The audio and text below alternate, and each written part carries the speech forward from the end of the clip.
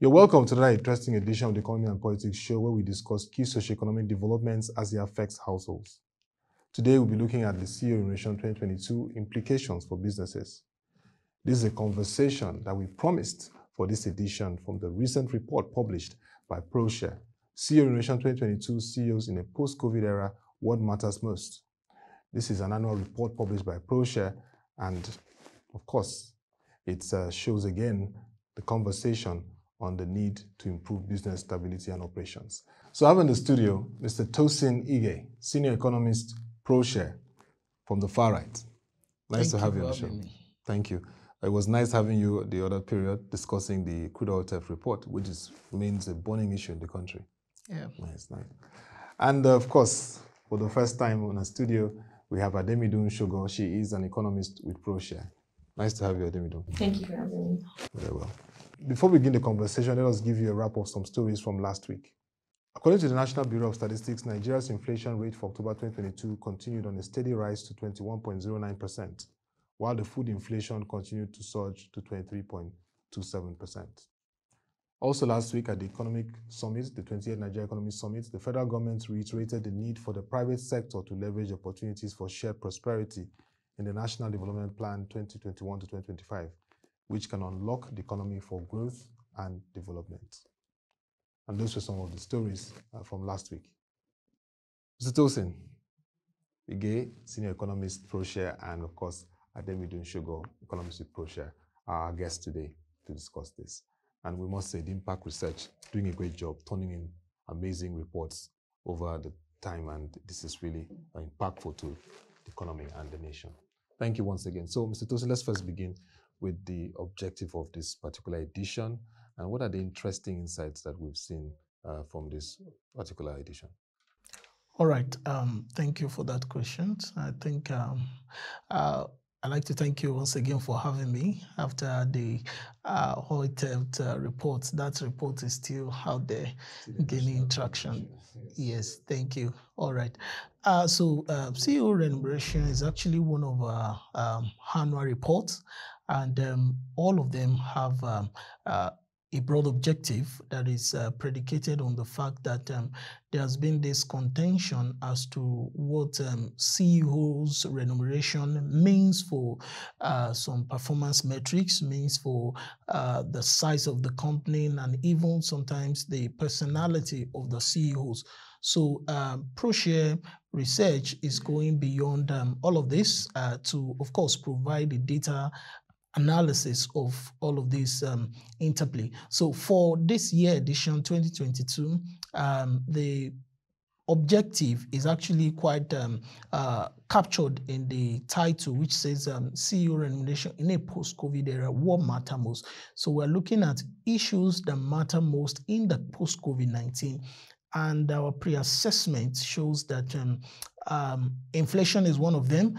And of course, the digital transformation is another one, as well as other mega trends that we're observing across the business world. So, and that is actually the objective that we intend to achieve, because you agree with me that inflation is one of the major themes of the 2021. So that's why it's also a major talking point for that year under review. So as a quick overview of the interesting finding from the report, I'm quite excited about the report because we find a number of things. And in terms of the base salary, of course, we have the from a list of over hundreds of CEOs, we had top 10, and then in the top 10 we have the likes of Michael Pochettino of Dangote topping the list in base salary, and we also have Roger Brown of Seplat, we have Lars Richter of Julius Berger in terms of the base salary. But in terms of total compensation, we have Albert Wigwe of Access Bank topping the list. Again, Roger Brown came second, and of course, Olusegun Ogunsanya of Airtel Africa coming to board. Much more than all of this, we also find out that on the average last year, in terms of total compensation, these CEOs, their compensation is around 850 billion. On the average, as the average total compensation. But for this edition, find out that that total compensation on the average has reduced to around 580 billion. You see the difference. And of course, we know what we actually find and attribute the cause to was the fact that some of the CEOs had, a number of them had changes, really. We had those who were there before, and of course, we have a new CEOs. And like of course, like Seplat from Austin Navuru to Roger Brown. So you expect that drop in the incumbent CEOs pay packet. And of course, we have, interestingly, from last year total compensation, we have the first three receiving above 1 billion in total compensation. But for this edition, it's only Ademidun of Access that had above 1 billion. His total compensation is 1.68 billion. The closest to him, I think, is around 600 or 700. That's the Roger Brown. So, but the rest of them, about 500 billion in total compensation. Even interesting, you find out that Ademidun is not part of the top 10 in compensation. Now, this is because most of his compensation, most of his remuneration comes in the form of dividends and the rest of them, unlike the base salary. So we have that dynamics in the reports. But as I said, there are a number of CEOs that dropped from the last edition. Some of them moved up. In fact, the highest mover was Roger Brown of Seplat. He moved 8 places. So, and of course, we again did the most fairly compensated CEO. We found out that that's Ebenezer Onyago of Zenith Bank. Is most it's fairly remunerated because we compare his remuneration to the staff cost, and we actually find out that on the average, it was still the one that look fair. Around his compensation is around 0.35% of to staff costs. You understand? So in that instance, again, we did the most efficient CEOs, and we find out that it's still Ebenezer Onyago, Zenith Bank, that is still most efficient because we compare his compensation to revenue, saying that for every 1 naira in compensation, how much is the company making? So we find out the company is making over 1,000 naira in revenue. So it's the most efficient. And of course, I've said the highest paid CEOs, Ademidun of Zenith. Interestingly, again, we also find out that banking sector is the most compensated sector in that instance. And we also had to compare we couldn't compare the CEO's remuneration to the IGR of states. We wanted to establish that metric. But then we were able to see, one of the revenue. Yeah. Let's look at the revenue of the highest paid CEO compared to the revenue. And we'll find out that there are 3 companies, interestingly, the top 3 companies, the likes of MTN, Airtel, Dangote. Now, the revenue of each of these folks is actually much more than the IGR of 4 highest generating states. NBS. Based on NBS data, the likes of Lagos, Rivers, Delta, and Kaduna. Now, the revenue of these companies far outweigh this scope. So, meaning that the CEOs are doing the industrial goods. It means the CEOs are doing well, and of course, the company is feeling it. So, the CEO is being paid high, and of course, their company is also generating that revenue. Definitely, efficiency, productivity are very key in things like this. So to you, Ademidun, when you look at the CEO version 2022, what are the issues that came up that mattered most post-COVID-19? I know one of those things was how companies would navigate work stability. So we now had this issue of work from home, hybrid, and all that. Okay, as already spelled out by the topic, that's the CEO remuneration in inflationary era. So we had inflation. So businesses had to deal with inflation. So that means high operating costs.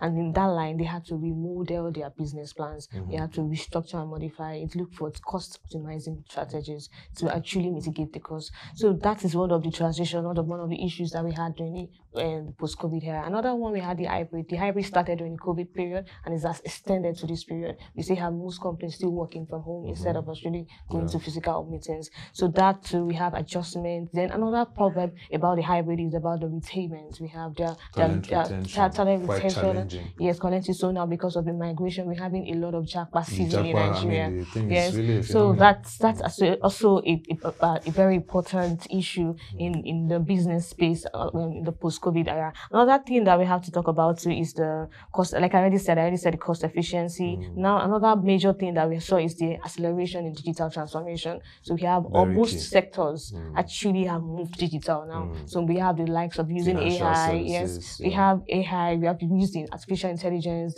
We have the data, the machine learning to actually provide services to your customers. So like, for example, now like in the banking sector, like I said, we have the banking sectors, which is seeing some establishment of so many platforms. We have so many e-bankings, digital bankings, and that has actually helped and reduced the crowds that we see in the traditional way, the traditional form of banking before. Yeah. So that's also one of the issues that we have. So in the chart, in the report, we actually did a chart showing the internal environment and the external environment. So in the internal, we itemized that there we have the hybrid work, the cost efficiency, the modeling, the modifying of the business growth plan. Also, we talked about the innovations. So there have been new innovations because you're forced to work in an uncertain economic condition. So you have to bring up new ways to generate revenues and provide services for customers to give customer satisfaction. So that is part of the reason. For the external part, we talked about the shadow effect of COVID-19 that we still have. Yeah, because some places are still in lockdown. Yes. So we talked about the vaccines, the COVID vaccines, 2022. 2021 we had to do a lot of vaccines, the disbursements and all those things. Also that we talked about the inflation, like I already said, and all those things. Environment, the gender equity too was a problem, the time assessment and all those things. Those are things that we talked about majorly. So that those are major issues that we had to deal with in 2021. So major issues. I like the fact that companies are seeing the need to digitize effectively. You can digitize, but how you digitize is very critical. And then, like you mentioned, the cost optimization is very important, and also the need to even look at how their services are operating. But it's quite a very interesting period. But Tosin, let's go to this one. I mean, you see that even post-COVID-19, we've seen business stability as a major concern. We're in uncertain times, like Ademidun has raised, looming concerns of recession and all that. I mean, last week, G20 leaders met. They're all concerned about what's happening. So what's your perspective on how companies are seeing stability and efficiency in times like this? Okay, that's true. We're actually in a difficult time. And in fact, the COVID-19 supply chain disruptions, the interest rate hike, I can go on and on. All of these issues are creating, destabilizing businesses. And of course, it now comes to CEOs, they have the entrepreneur, the risk takers of the business, the decision makers in this instance. So there is that need for them to, stabilize the company, or it fails, and of course you are blamed for it, being the CEOs of the company. But here is emanating from the report, we find out that for businesses to be stable at this period, just beyond the theory, few things are necessary. As she has said, you only need to, change your business model, or adapt. Let me use the word adapt your business model to the changing dynamics of things. There is a changing world order. The new economic order. Good. You need to adapt your business model to it. And when I mean adapting the business model to it, I'm talking about all that she has talked about. The mega trend we've talked about, you need to factor it into your business model. Now, our last edition of this report talked about the hybrid work model, meaning that for companies now, hybrid, it's not only beneficial to the company, it also benefits the employee. It makes their working flexible. And of course, when you consider the macroeconomic challenges the country is facing, employees there are two options for them. It's either the jackpot or they look for what they call side hustle. And of course, if they have that hybrid model, it gives them a situation whereby none will conflict with each other. Yeah. And you understand productivity must be sustained. Productivity increases, efficiency from the companies and from the employee increases. You understand? That is first changing the business model. I think another thing is to do a careful assessment of the supply chain. And when I mean doing the careful assessment, I'm looking at a situation where you are assessing the opportunities and the threats along your supply chain. Because what we find out, as we said, in one of the mega trends, we said there is a changing economic order, there is a changing world order. The likes of what powers is no longer from the United States, UK, and the rest of them. There is a shift to BRICS now. BRICS, the Brazil, Russia, India, India, South Africa, and the rest of them. So again, there is a need for businesses. Nigeria wants to even join. Of course, we can join. We can join, but of course, if we also manage Nigeria as a business, we'll definitely get there. So, but I'm saying for businesses now, you need to assess that your supply chain in terms of the forward suppliers and of course the backward suppliers. You need to assess all of those things. Look at the challenges, those ones that are redundant, you can drop them. You are looking a way to optimize all of the supply, because at this critical time, you can't just give way to inefficiency at this critical period. So, but as you are identifying the opportunities along this way, you are also looking out for threats that you can actually moderate or do away with, or how you can deal with the threats. Because as company now, it's not so much about theory. As we stand now, theory has failed. In fact, someone says theory works in ideal state, but of course we know our environment here is not really an ideal state. So you need to be deliberate about changing your business model, and of course, your supply chain. You also need to be deliberate, because I find out that nature reward your deliberateness, really. And then, as I said, from the CEO's remuneration report, we noticed that those top companies, their CEOs are also paid high, because it's just the reward system. There's that risk-reward system. It's a principle of life that is still working now. You do what you're supposed to do as a company, as a CEO of a company, you get rewarded because your company will benefit. And of course, it comes back to you as the entrepreneur of the business, which of course you gain so much more. So you will see there's just that two things from the report. We just find those two things that are key. Change your business model, and of course, assess your supply chain model to rework it. Let me use the word rework your supply chain model, and you'll be better for it as a CEO. Definitely, you'll be better for it if you can just look at your business model and of course the supply chain to align, which is very critical at this time.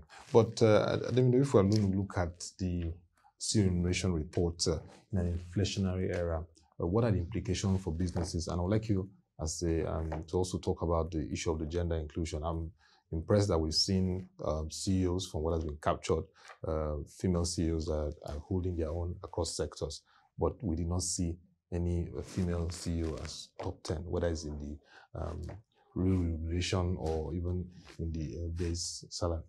Okay, thank you very much for the question. Okay, I'm going to start from the last. That's about the gender inclusion. So in this report, we actually saw that there's actually improvement in gender inclusion, especially in the banking sector. We could see the likes of MEC Edwards, the manager MD of GT of FCMB. We had a lot of increase. We have the GT2, Miriam Olusoya. So we had adjustment. Fidelity Bank also has its female CEO. So yeah, that's actually helped it. That means out of 23 banks, we had 6 females leading the banks, and that's actually an appreciation compared to what we had before. But looking at it, we saw that in the report, we realized that most companies that are led by women are not listed. So that actually affected the ranking. So we cannot capture the income. The ones are not listed. The ones are not listed. We don't know the amounts they earn and how we can rank it. So and the focus of this report is on listed companies. Unlisted companies, exactly. We did only unlisted companies. So we could not capture that. But all the ones that we could capture, we could see that there's actually an improvement. You still have Stanbic as the 29th position. We had Fidelity following after. So that's actually an improvement. But another thing that we saw that we looked at is looking at the board of directors mix in terms of gender. We looked at the banking sector. We saw some improvements, compared to other sectors. So looking at the top 10, we saw that it's only Lafarge Cement that actually had a balanced So the fact there's a balance when it yes, comes was to gender 6-6 inclusion. when it comes to gender inclusion. Boards. Others, we had that there's still a very wide margin, showing that there's still a deliberate action that needs to be done in terms of women inclusion. So we have another thing that I think that should be a very priority to Nigeria now is that lawmakers should specify the index that should be in terms of the number of men to women. So if you have something like that, that should be a guide to actually progress the gender equity that we're actually looking for. Yeah, and even Uganda. So that will actually help and help in terms of women inclusion. But in coming times, I should expect an improvement, but not still on the top 10 because we are still far behind compared to what we have presently. So going to the first question I have, so has to do with the implication of the CEO remuneration. So CEO remuneration just gives us a broad overview of how CEOs are being paid and the revenue of the company, the relationship between them. We saw that yes, companies that are doing well actually pay well to their CEOs. So that means that yes, it's giving a light to investors. Investors can invest in companies like that. They can invest that we are sure that this person is capable of actually using our funds effectively and generating returns for us. So that's in a way it's a good way. Yeah, I think it just shows that when there's value in pay, you should get productivity, productivity, and efficiency in operations. Very well. Just in 30 seconds, a wrap up of your thoughts. And on this report. Let me begin with Tosin. Okay, my closing thoughts will be very simple, and I think let me start from what I heard you guys said that, and that's the fact that the CEO remuneration report actually covers, I can say the population is the whole business, the entire business ecosystem in the country. But of course, based on available data, Proshare is a data-driven organization, so we have to use the available data. So that's why the sample frame captures only the NGS-listed companies. But in terms of my closing thoughts for companies, as we have been saying from the report, we noticed from the report, as you said, value drives pay. And so when you give value, you will get value in return. And of course, your organization will be better for it. We talked about the likes of MTN, Dangote, Helter now. These folks are doing well as the CEO of the company, at least based on what we know. It's showing in their revenue, and we can see it also in the pay of this company. So as much as all the businesses that also that is managed by CEO, when the CEO do well, we expect it to feed into the revenue. And of course, as a circle, it's coming back to the CEO. They will get value for what they are doing. And so everybody will be better for it. Definitely.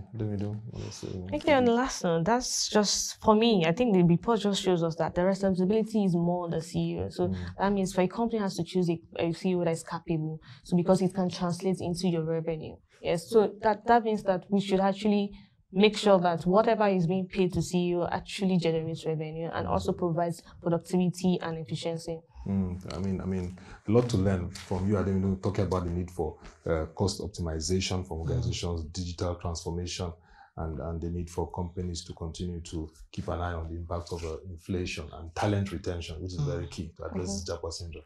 And I like the perspective you gave to us in that it is time to rework business models amidst the global challenging economic uncertainties, and of course the need to look at the supply chain again and know where the services would create value.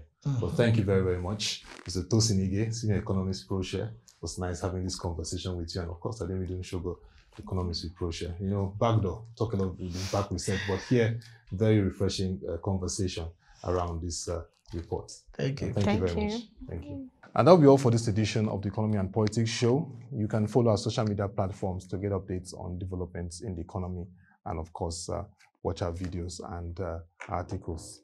Also, you can log on to our website, www.proshare.co, to read, of course, the executive summary of this latest interesting reports, the CEO Remuneration Report 2022, and CEOs, and of course, what to expect post-COVID-19 era. What are the things that will really shape business operations? So it was interesting to hear the insights from our colleagues, but there's a lot you will learn when you read our executive summary and reports and articles. This is a very incisive report, not just for CEOs, for the businesses mentioned, but for everybody. I mean, we are in interesting times, and we need to rethink our business models and how we will navigate this period. Till we come your way again, thank you for watching and have a lovely day.